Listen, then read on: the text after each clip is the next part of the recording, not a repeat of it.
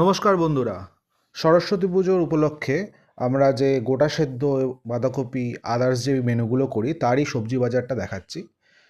ফার্স্টে দেখুন, এই যে বেগুন, এই বড় বড় বেগুনগুলো পড়েছে হচ্ছে 50 টাকা করে।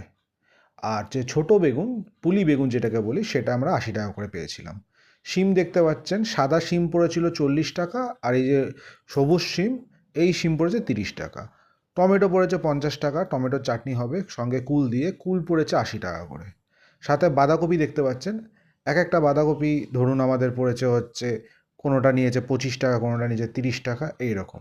এই যে দেখতে পাচ্ছেন যে চচ্চড়ি করা হবে, সেই চচ্চড়ির এর প্রিপারেশন চলছে। আমরা এর পরে ভিডিওগুলোতে দেখতে পাবেন, চ্যানেলে রয়েছে, ছোট ছোট শর্টস আকারে আমরা আপলোড করেছি বিভিন্ন ধরনের।